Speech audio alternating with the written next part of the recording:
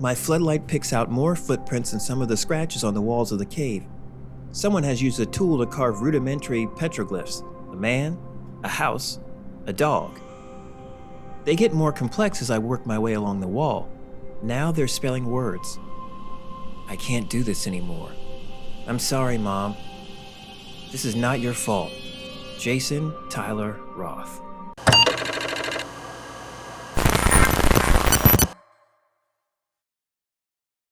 Call of the Void by Jackson Allen. Read by Jeremiah Jones. Thanks for joining us. Jackson Allen writes science fiction stories, and I'm a voice actor. Quick housekeeping notes before we get started. Please take a moment to hit those like and subscribe buttons so you can hear when we put out new stories. You can purchase an ebook copy of Call of the Void at inkican.com/realityshelter. You can also get it for free when you join the Inkican crew at inkican.com/join. If you'd like to hire me for voice acting, my Instagram handle is Jeremiah Jones VO. Now that we've got that out of the way, sit back, relax, and enjoy Call of the Void. I picked up his trail at the edge of a crater. Over my shoulder, 3 moons dangled in the reddish-purple sky. Faint starlight outlined the junky little craft I use for rescue trips. My spacecraft has no frills, no creature comforts, just 2 seats and basic life support. With luck, that's all I'll need to save this kid's life. The control surfaces on this spacesuit sucked. I could feel worn plastic and clunky attenuators when I put it on.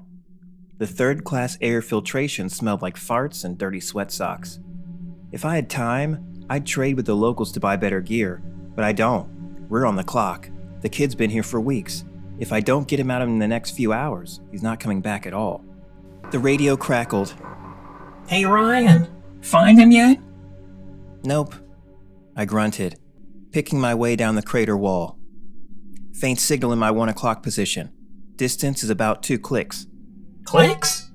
Kilometers, Carlo, I growled into my controller. You know what I mean. You've been watching too many war movies, dude. Just say kilometers like everyone else. Dude, shut up. Next time I come out here, you need to give me better gear. Carlo clicked off without a word. No surprise there. Half tech, half psych. He's great for pulling your brain out and throwing it on the floor, but coming in here, he's useless. Carlo handled the comms and other details back home, so it makes him kind of a diva.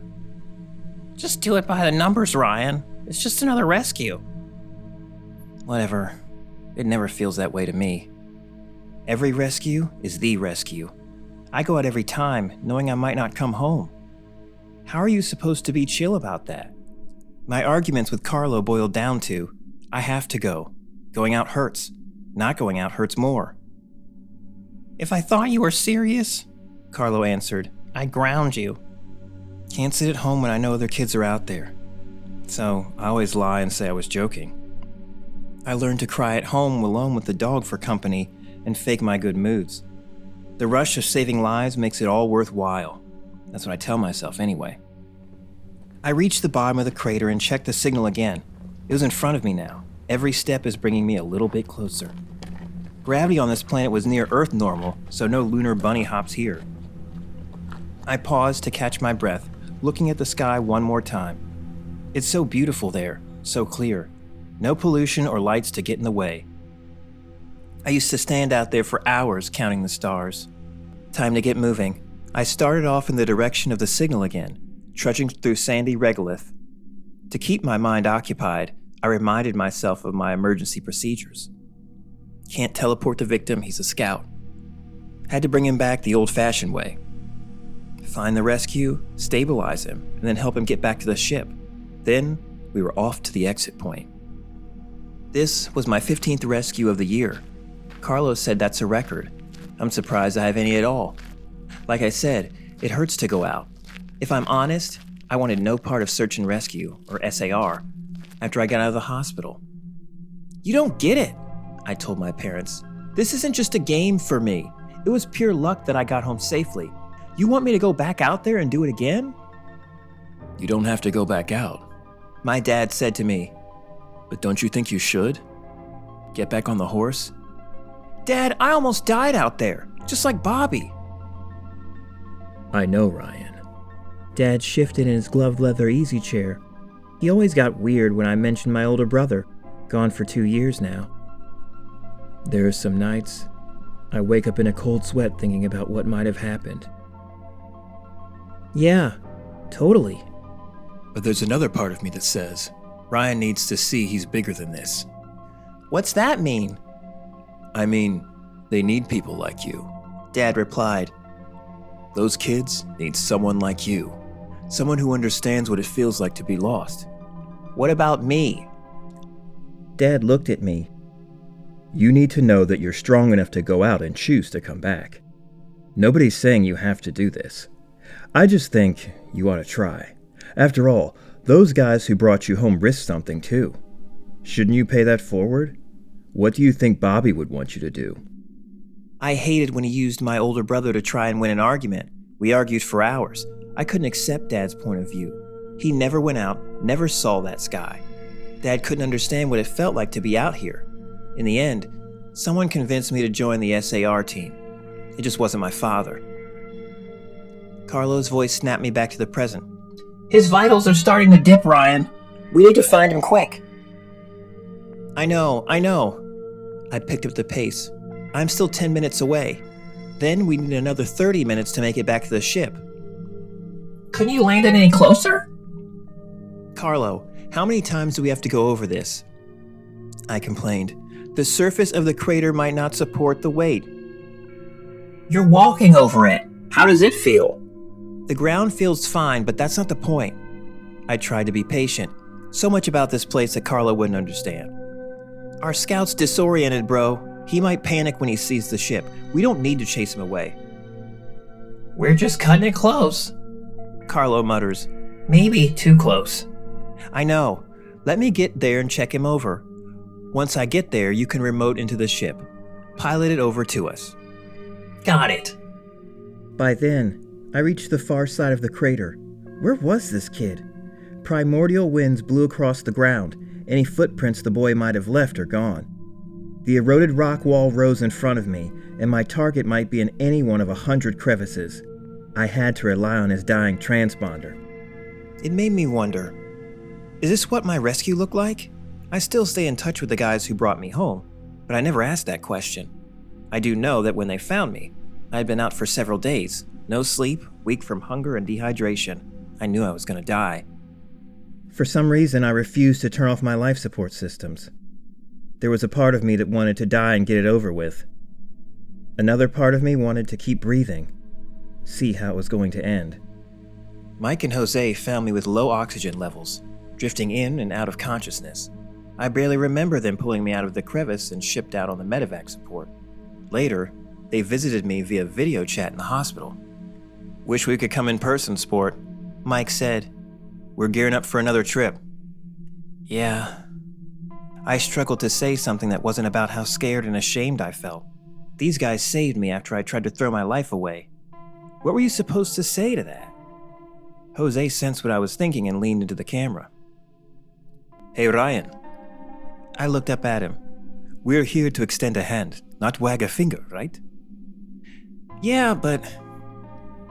I couldn't find the right words. These guys saved my life. I owed them everything, but I couldn't say anything. I just don't know why I did it. Why you did what? Jose asked. Go out there? Yeah.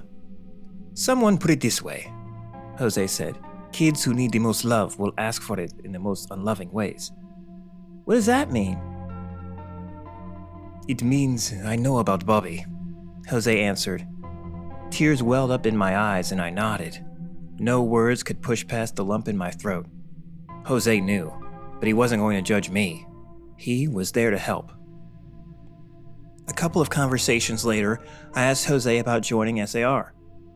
He agreed with Dad. I need to prove to myself that I was bigger than my mistakes. But I don't know if I can do it, I said. Jose grinned. Nobody does. That's the scary part. Just go out there. You'll figure it out. His words echoed in my head as an amber light blinked in my helmet. Now I had a situation. My life support pack is acting up. Generic battery packs are temperamental like that, fading in and out. If I lose power, my atmosphere converter will stop working. I won't have anything to translate the gases around me into breathable air. Carlo, we have a problem, I announced, channeling Tom Hanks. What now? Power and life support. I told you I needed better gear. No time to turn back now.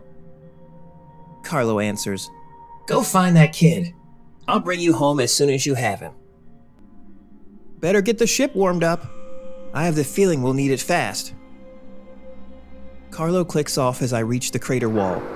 Over my eyebrows, the helmet's HUD shows his signal dead ahead. On the ground leading into a crevice are faint reminders of footprints. Jason? I try calling over my radio. Are you there? The only answer is a moaning wind as I followed footprints leading to a cave. Jason! Total blackness. Cursing, I fired up my floodlight, knowing it sucked out the precious amps I needed for life support. The last thing I need is to use up even more power, but I have no choice. No light is deadly. You can crack your visor on a rock or fall into a hidden crevice. No sign of him? Carlo asks. Not yet. Bring the ship over. You got it. Kid! I call. Where are you? My floodlight picks out more footprints and some of the scratches on the walls of the cave. Someone has used a tool to carve rudimentary petroglyphs. A man, a house, a dog. They get more complex as I work my way along the wall. Now they're spelling words. I can't do this anymore. I'm sorry, Mom. This is not your fault. Jason Tyler Roth. There he was. My light picked out the dirty shoulder of his spacesuit. Jason lay crumpled like a wadded up tissue at the bottom of the wall, not 10 feet from where I'm standing. Kid! I stumble over to him. Jason! I roll him over, alert to any signs of life. Condensation on the inside of his helmet meant that he was still breathing. The readout on his chest plate showed his battery at 0. All he had left was his backup power source, and that was also fading out. Jason! I place my helmet against his. If his radio doesn't work, you can press both faceplates together to make a sound conductor. It's a useful life hack in an emergency like this one. I shout, and then I shout again. Jason! Thankfully, the boy's eyes fluttered to life. Jason looked at me in exhausted confusion. Long curly hair, dried snot on his upper lip. He'd been crying. You can't wipe your nose in space. Can you sit up? I yelled through the armored plexiglass of my helmet. I'm going to get you out of here. Are you real? Jason peered at me with dreamy, unfocused pupils. Am I alive? You're alive, I shout back. We need to go home now. Jason's face squeezed tight, and he began to cry again. I can't go home. Yes, you can. I can't. They know. What do they know? I called, starting to feel frantic. If I were strong enough, I'd pick him up and shove him out of the cave. You can do that with lower gravity, but not here. I needed his cooperation. What do they know, dude? They know that I tried to die, he wailed, turning away from me. I can't go back. This is why they send me. Robots don't get it. Remotes don't work. You need a real person to bring a real person home. No one truly understands the confusion, the shame, and the fear. Until you've been out here at the edge, you don't know what it feels like to look into the abyss and have it look into you. After that happens, you can't go back home again. You aren't the same person. I grab him and pull his faceplate into mine again, but he won't meet my eyes. Listen to me, Jason, I yell. Yes, you can go back. I've been here before, and I'm going back with you. You don't know how it feels, Jason keeps repeating. Time for me to use the nuclear artillery. There's a reason they do this with a real person versus a screen bot. Something about scouts that people don't get. When scouts are almost gone, they can't listen to anyone but a real person. It has to be a real human connection. It cannot be fake. Nothing else can bring them home. Look at me. I leaned forward so he can see my face through his steamy helmet. Look at me. It takes a moment for him to slow down. His low life support is working in my favor. He's running out of oxygen to argue with. I can see his chest fighting to get air into his lungs. Look at me, I repeat. Jason's unfocused eyes finally meet mine again. Yes, Jason, I say. Yes, I do know how it feels. I've been out here, like you. That's why they sent me. Your mom and dad asked me to be here. I told them how you felt and that I understood. That's when they asked me to come see you. He peers at me, chest heaving. You know? Yeah. I smile sadly. I do. I've been here. This place? One just like it. I'll take you there someday, but right now, I need you to sit up. I have the ship waiting outside. What am I supposed to tell them? I'll help you with that, but right now, let's get out of here. I put my hands under his armpits. Jason made a feeble attempt at sitting up, but now I heard a new alarm sound. My battery finally died, and I was on auxiliary power too. I need to get this kid moving fast, but he has no oxygen. They designed spacesuits for emergencies like this. I connect our external air ports with a 2-meter hose and turn a valve. Now my oxygen is running to both suits, and Jason can breathe again. The effect is immediate. Jason took an involuntary deep breath, lungs sucking in clean air. His helmet clears of condensation, and his eyes lose their dreamy, unfocused look. Whoops. Now my spacesuit's alert system pitched higher and higher. One problem solved, another created. Saving Jason meant I had about 60 seconds of life support left. Come on, bro! The last thing he hears before I pull my faceplate away is me saying, "We have to move now!" The rubber and fabric of our suit squealed and scraped as we stumbled to the mouth of the cave. I could hear the rumbling of my spacecraft over the sound of our motion. That was Carlo, delivering our ship just like he promised. The vehicle made a bumping landing, the canopy rising as we reached the struts. Get in! Get in! I disconnected the hose and motioned to Jason. You should go first. He was a little slow to understand, so I shoved him toward the ladder and over the edge of the cockpit. I heard the last ding of my life support alarm as Jason sits in his chair. Now my power was gone, and with it, the reassuring whir of my life support fans. 0 time to lose. Clambering into the cockpit, I sealed it and let life support kick in. It's like traveling on an airplane. When the oxygen masks drop, you take care of yourself first. SAR was no exception. My helmet was off as soon as we had solid air pressure. I took some grateful gulps of clean air. Then I pulled Jason's helmet off to let him breathe too. Then I hit the comm switch. Unit 671, I have the target, and I'm heading in. Carlo's voice crackled over the cheap speakers. Good job, 671. Get to the exit point, and we'll take over from there. On my way. I'm too tired to fly, so I let the autopilot take over. Seconds later, the nose of our ship was pointed towards the stars. The engine burned, achieving escape velocity for our jump home. Jason slumped in his jump seat, staring dully at the receding planet. Tears dropped backwards from his eyelids, pulled by our acceleration. Mom and Dad are gonna be so mad at me, he whispered. Trust me, I replied. They're gonna be glad you're okay. My parents are getting divorced. Dad moved out. That's why I left. Jason looked at me to see if this bombshell would make me fall off my chair. Yeah, I know. Read your profile before I jumped out. People don't become scouts because they're happy at home. What about you? My brother died. Oh.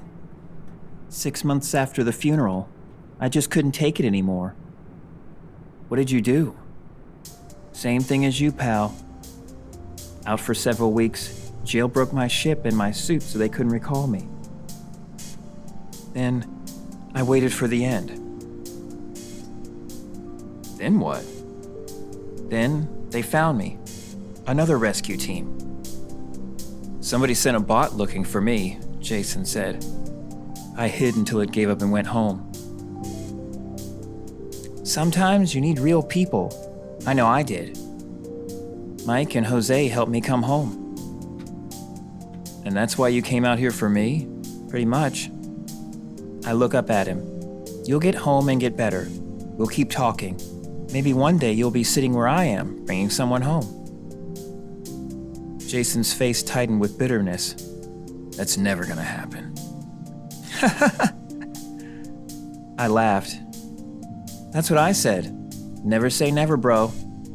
Yeah? Yeah. The proximity alarm beeped. I give my harness a final tug to make sure it's tight before we jump home.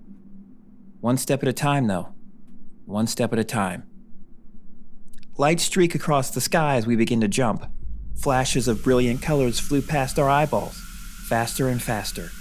We fell toward a bright ball of white light that grows bigger and bigger. And he's back. Carlo's voice sounds strange when it isn't coming from a radio. There he was, next to me, peeling the trode set away from my head. Relax, duder. You're home. I rubbed my face, getting used to non-virtual sensations. Coming in from a deep virtual reality link is disorienting. You're hyper-aware of every part of your body after the VR system disconnects. Having a machine control your body feels very different than your brain. How's he doing? See for yourself. I turned my head, feeling stiff muscles. Jason was on a nearby couch, the faint outline of a beard across his young jaw. His muscles would have been sore after weeks of neglect. The boy's limbs moved with fits and twitches. Jason sobbed as medics unwound his gear and transferred him to a stretcher. Like anybody else coming out of a coma, Jason needed time before he was back on his feet.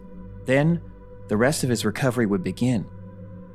When they first developed VR, no one planned for it to be life-threatening. Cool new toys exploring new worlds. The applications seemed endless. I mean, every online VR universe has a community devoted to hacking it. Whether you're into space, fantasy, westerns, or war, you can download and install a patch. Every round can be a winner. Every shot could be fatal. And every experience would be authentic. People tinkered with the tech. They discovered you could hack VR safety protocols like anything else. They jailbroke virtual reality as easily as a cell phone. Mods, patches, updates, open source systems let you do anything you want.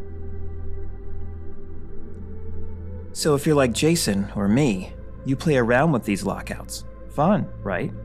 Test your survival skills against the system. It's a badge of honor. Experience game reality without any safety nets. It makes sense to us. In a world where parents plan every kid's life from birth, being a scout is one of our extreme sports. You make serious cash by streaming your trips. Some people get contracts to do it for real on Mars. That was my plan, getting into scouting. Here's the thing.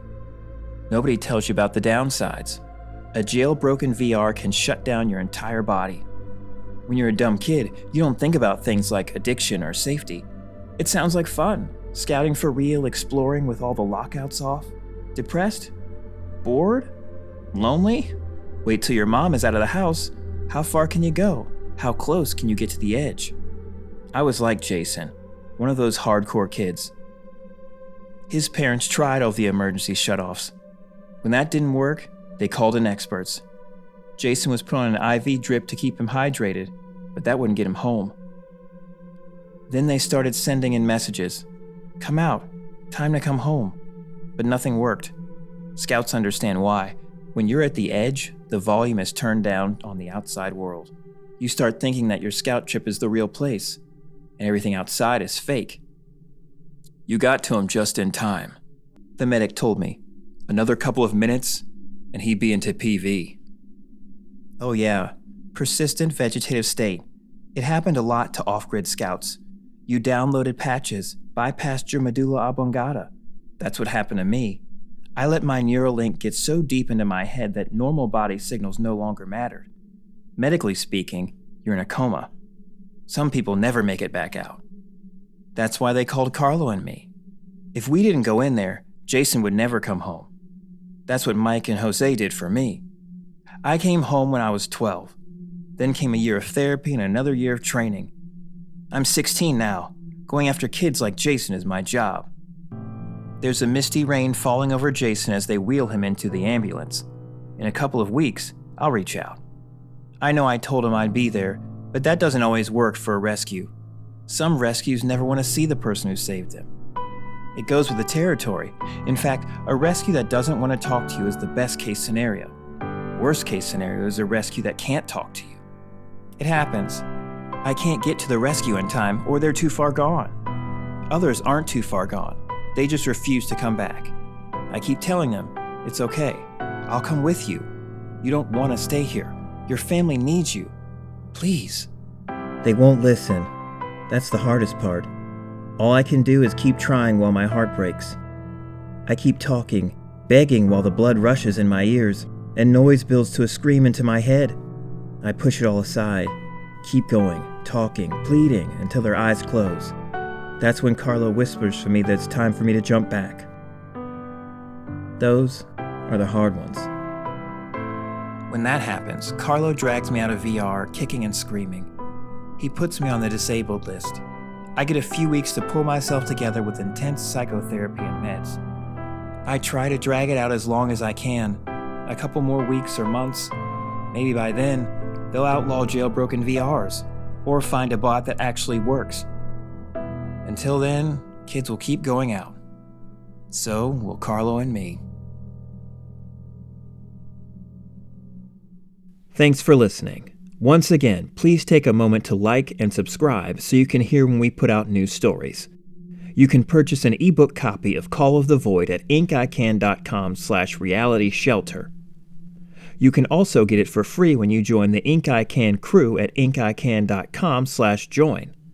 If you'd like to hire me for voice acting, my Instagram handle is JeremiahJonesVO.